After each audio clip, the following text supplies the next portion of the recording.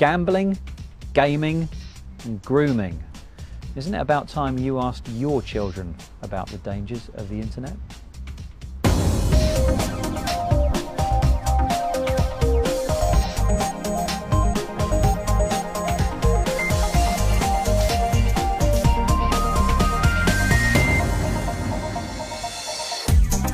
Too much, too young, and too worried about what their parents will say when they tell them about it. This week, Click takes a look at what bothers children online. London gets its chance to join the maker movement as we explore what geeks can do with a bit of time on their hands. We'll also meet the man who thinks his video games are worth every penny. But how many pennies? Well, that's up to you. All that plus the latest tech news and the most memorable day of your life from every conceivable angle in Webscape. Welcome to Click. I'm Spencer Kelly. Ask any parent and the chances are they'll be fixated on shielding their kids from the horrors of the web. Probably just as fixated as their kids are on immersing themselves in the wonders of YouTube, social networks and online gaming. Now, we assume that children don't have the first clue about what's safe online and that they need protecting from themselves. But do they? David Reed has been looking at some groundbreaking research that's asking the kids what bothers them online.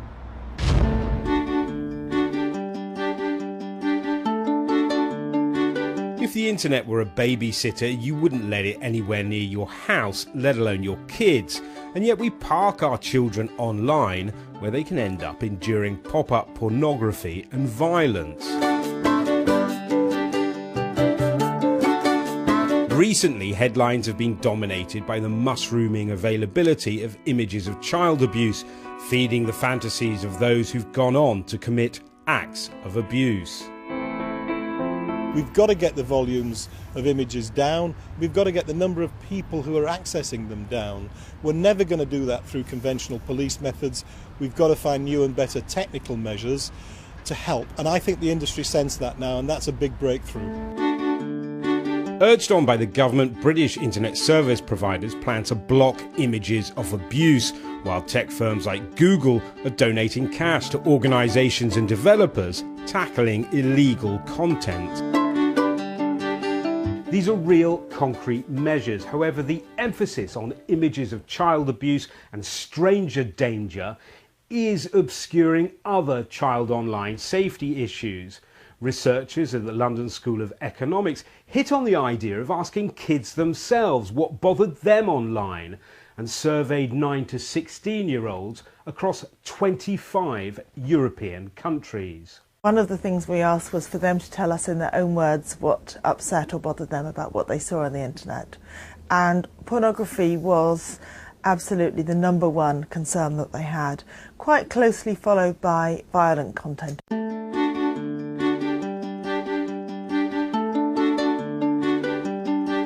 The research does make difficult reading, children's innocent playtime intruded onto by very adult content. But the news is not all bad. ChildNet, which gives training in online safety, sent me off to Willington Boys School, where I sat in on an IT class. Save your work, don't worry about that, we'll do that towards the end. The kids here have had a lot of help with how to negotiate difficulties on the net. They know what they like online and what to do when they find something they don't. We're going to start going through this tutorial of how to make this game. Their teacher, Luke Curry, is careful to point out to the kids that they are never far away from something they perhaps don't want to see. I knew that one was in control. Yeah, they understand that terminology of we are just 2 clicks away from seeing something unsuitable. Now that could be anything, that could be nudity, it could be a website that's just too old for them, but equally there's gambling, there's dating websites, all these things they just shouldn't be exposed to. There are some technical fixes like safer search on Google, or you can turn YouTube's safety mode on. In the end, however, it is really hard to rein in a curious mind.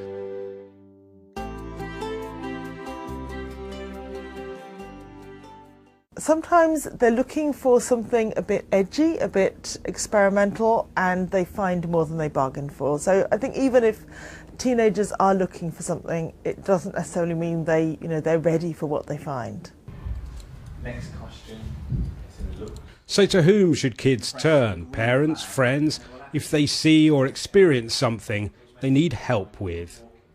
I just close the window and just tell my parents. If it's something like a rude message that comes up to me on my emails, then I just talk to them and they figure it out, sort it out basically. Well, it doesn't really affect me mentally, so it's just they know this happens on the internet and they know that just ignore it, just don't think about it. That's what they've told them. My mum and dad are getting stricter and stricter and stricter, and sometimes when I want to go on Facebook it says page blocked, not for you. I tend to, if it's rude or something, I tend to just ignore it, to be honest, or maybe tell a parent if it's really bad. We teach them to tell a trusted adult. Now that could be myself as their teacher, it could be another teacher inside the school, or it could be a parent or a friend, an uncle, a cousin, whoever they trust. Some of these people don't want to speak to their mum or dad about it because it's embarrassing, so they might want to speak to someone more close to their age group, a cousin or an uncle, that might understand the situation and not blow their top instantly, you know. If they feel the parent is going to overreact, take away the tablet, take away the phone, whatever, yes, they will protect their privacy and they'll protect their kind of communication space, if you like. But they pretty much do want somebody, and most say they would like that to be a parent or a kind of, older sibling that they can tell. And so anything that parents can do to make that a non-judgmental, open conversation is going to be a benefit. Challenging content bothers younger children, inappropriate contact upsets older kids, but the real value of the LSE's research is in underlining that parents would be hard pushed to ban kids from going online. But young and old alike can talk about it.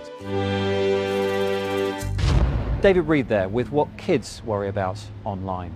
Now it's over to you, and we'd like to hear from parents and children alike. What concerns you more, content or contact? And you can also share with us what you do about it. Email click@bbc.co.uk. And next up, it's this week's Tech News. Iran has launched its own national email service, requiring each adult citizen with a postcode to sign up. Many users are worried the service will give the Iranian government easy access to their data and increase its stranglehold on the internet. Iran has attempted to block international email providers and other digital services in the past and imposes one of the world's strictest national internet filters.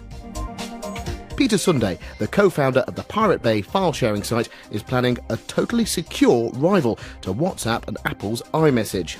Hemlis, which means secret in Swedish, will use end-to-end encryption, so messages are seen only by the sender and the intended recipient. Sunday says he's making it in response to governments spying on users' data. However, Apple and WhatsApp say communications using their services are already fully encrypted. Hemlis reached its initial £60,000 investment target via crowdfunding in just 2 days. Smart nappies have been developed in the US, which can act as an early warning health system, alerting parents to potential infection before it becomes a real problem. The high-tech undies are equipped with strips with printed QR codes which change colour when the nappies become soiled. Its makers claim, once scanned, the nappies can provide data which warn if a urinary infection is looming. The couple behind the invention are attempting to crowdfund $225,000 via Indiegogo. They'll also need federal approval to get the product to market. And finally, Prince Andrew has become the first member of the royal family to hold an individual Twitter account. The Duke of York's account has been officially verified by the social media site, unlike the many fakes and parody accounts purporting to be his royal relatives. A long-time embracer of technology, according to his spokesperson, the Prince hopes Twitter will allow him to let people know what he's doing. A lot has been made recently of the big new video games consoles and the big budget titles which are set to push their graphics to the limit. And when you consider that some of these games could cost upwards of £20 million to develop, it's no surprise that players are sometimes charged £40 for a copy. But not all games need to cost a fortune to make. Small independent studios can sometimes come up with the most innovative new games and at a fraction of the cost. The question is, how much would you pay for one? Flashback 10 years and you could be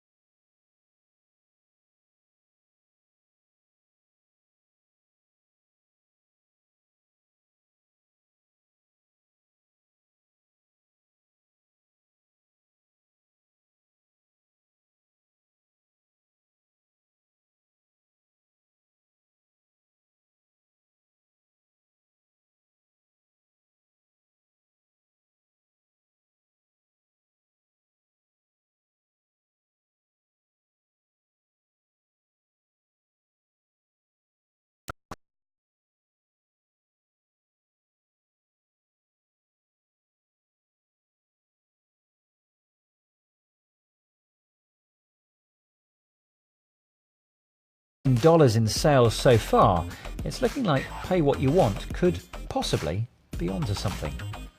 I caught up with one of the guys behind it.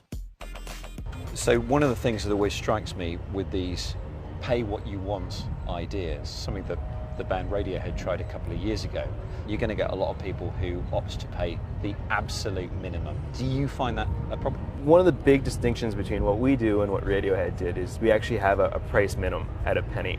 And I think what that does is it changes the consumer's perspective. And the first decision node on the site is, am I willing to pay or not? And if they are, the site's all about trying to encourage them to feel good and pay more.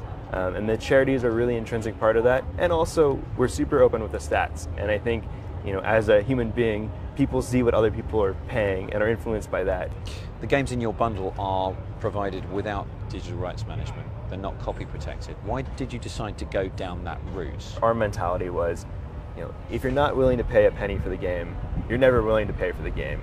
I was just on a flight down to Chile, and I was pretty excited about playing an Ubisoft title. And I bought it on Steam before I left, and I went to play it on the plane, and I didn't have my Ubisoft account set up. And so as a paying customer, I wasn't able to play the game.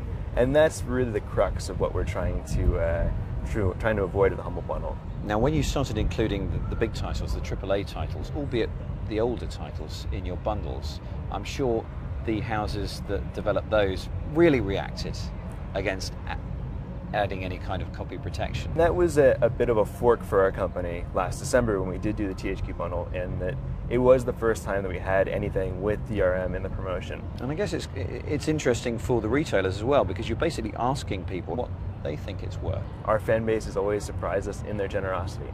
They always could have paid less, and they always come out and keep on paying well above the average to unlock games. Will, good luck with it. Thank you. Continue being humble. Thanks.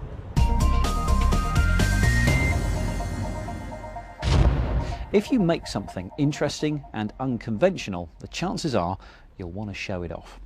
And so-called maker fairs have been popping up around the world to give these tinkerers a chance to set up a table and show us their science. LJ Rich has been to London's first mini maker fair to meet the creative techie types who do try things at home. Maker Faire is more than a group of people showing off homegrown tech. It's become an international community. 7 years after its inception in San Francisco, where else, it's time for London to host this quirky take on a county fair. So London's Mini Maker Faire is less of an exhibition and more of an interactive experience. For example, I can't get in until I make my own name badge. So let's get to work. Yes, not exactly cutting edge, but a great illustration of the ethos behind maker culture.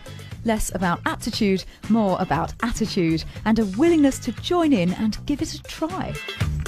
And with over 1,000 attendees of all ages and pockets, the maker business is booming. I asked one stallholder, here with his homemade assistant Ash, to explain the appeal. We as consumers buy products that people have solved all the questions for us. They've solved all the problems and packaged it, and we bought it off the shelf. But sometimes it doesn't do everything you want. And so if you're one of those people who is just a little bit annoyed by that, just get a kit. look online. There's amazing online communities for this stuff. And there's a definite correlation between making things and making noise. From renovated kids' toys rigged up to make what can only be described as contemporary music, to the vegetable synthesizer. This uses something called a makey-makey device. Crocodile clips at each end, clip one end to the board and the other end to anything even slightly conductive. It uses the Scratch programming language to set the trigger noise. Don't like vegetables? Fine. Banana piano. And here's where the seemingly frivolous becomes relevant. The tech becomes the basis for a customised experience. And the perfect example of tailor-made tech is the 3D printing revolution. There are printers everywhere. This intriguing setup is a 3D printer hooked up to Minecraft, the popular game. And with the help of an expert, we're going to build something. What this is doing is allowing us to take, in this case, a BBC logo and print it out from the Minecraft world into the real world. It just so happens that Alyssa is quite a bit better at Minecraft than I am. Once the design is built, pressing a button inside the world makes a file that's tweaked and then sent to the printer. 6 or 7 minutes later, here's the finished version. Downstairs sees the rise of the machines courtesy of the RepRap community. They're people who use their 3D printers to make other 3D printers. Those lime green bits, for example, have been printed. They also make other things. Today marks their second attempt to 3D print a bust of computing legend Alan Turing by the end of the day. We've already had one printer overheat, especially because it's so hot here. But we're doing a lot better today than we did at our previous attempt at the challenge, when we only had sort of 3 out of 10 printers working. Fact is, they could print whatever they want down here with enough printers and material. The culture supports making something fit to one's own requirements. And that has deep implications for where the technology will take us. The potential to make custom things, like everything can be one-off. No one has to have something that's the same, which is really amazing for applications like medicine. No two people are the same. So if you needed a hip replacement, say, your hip isn't going to be the same as someone else's hip. But with 3D printers, you can get a custom hip. The fair itself is one of 80 planned worldwide this year. And if you fancy organising your own, well, you can even make that yourself. It just seems crazy. The capital city of our country doesn't have its own Maker Faire, and so I wanted to make sure that we had a Maker Faire here, and I didn't know how to start, so I just emailed out a few kind of people that were might be interested in it. For me, it's learning something new. I mean, I never used to be able to do electronics or engineering or any of these things, and my sort of skill set comes from a creative perspective. A lot of the trends on show here are homemade, but look past the DIY and you can see the innovation and, crucially, our behaviour around it. Looks like we truly are capable of shaping our own future. LJ Rich. If she can make it there, she can make it anywhere. OK, on to Webscape now. If you've ever been married, if you still are, you'll know that your wedding day is the most photographed day of your life. And if you can't afford the often expensive wedding photographer, what some of my friends have done in the past is to make an album out of the best snaps that their guests have taken. The problem is getting hold of all those photos from all of those different people can be just like herding cats. Kate Russell has an app for that. Not herding cats, collecting wedding pics, obviously. Brides always look beautiful, but often it's the informal photos that capture the really precious moments. At wedpics.com you can make your own private space to invite wedding guests to share all their photos from the day, so that you can make sure you've saved the very best of them to create the perfect album to share. Hey baby, I think I wanna marry you. Guests with an iPhone or Android handset can download the app and get access to a real-time sharing and commenting network during the special day.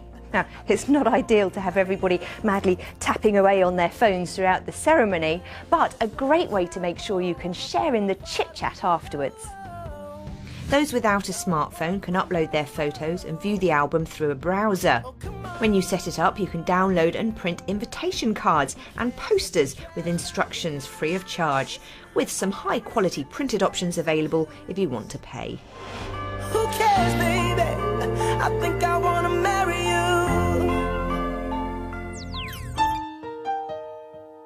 For a totally different perspective on life, Google Earth is hard to match.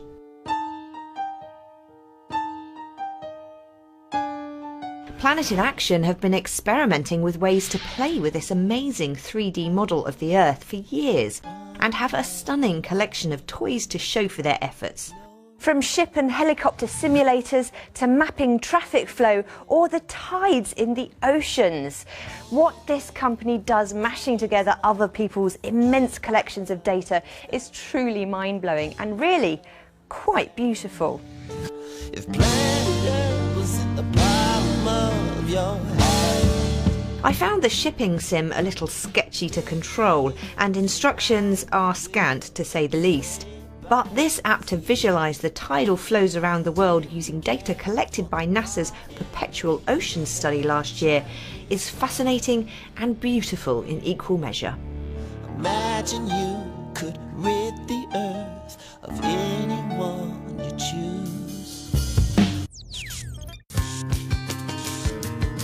A free Android app, Don't Touch My Droid, takes a novel approach to security by making a loud alarm noise when the handset is disturbed.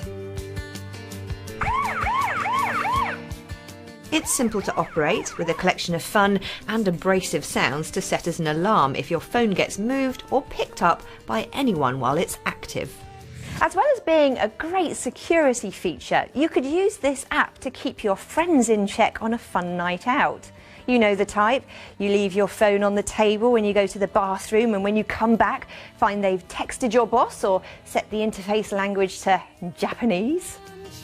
You can also use it for extra security in a hotel room by propping your phone up against the door at night, or placed inside a handbag on the floor under your table at dinner. It could alert you if anyone is trying to steal it. It's not very sophisticated, and the alarm is pretty simple to deactivate, but as an instant deterrent to someone not expecting your phone to start shouting at them, it could just do the trick.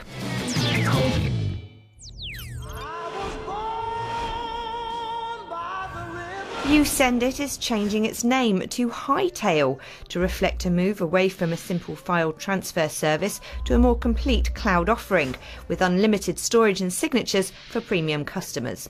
It's a bold move for a company that's been around since 2004 and has 43 million users.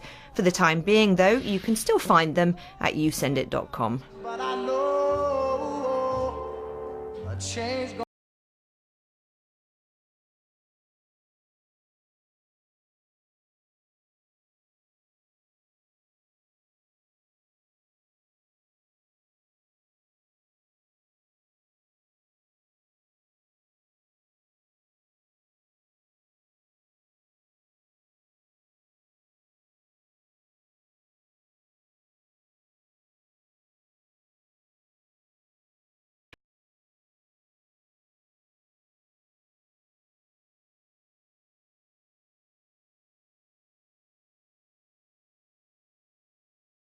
Kate Russell's Webscape, and those links, as always, are at our website, along with everything else that you've seen today and our entire archive too. It's a wonderful place to go. bbc.co.uk/click is the address you need. And if you'd like to comment on anything that you've seen this week, then please do email us, click@bbc.co.uk. You'll also find us knocking about on Twitter, Google+, and Facebook too. That's it for now, though. Thank you very much for watching, and we'll see you next time.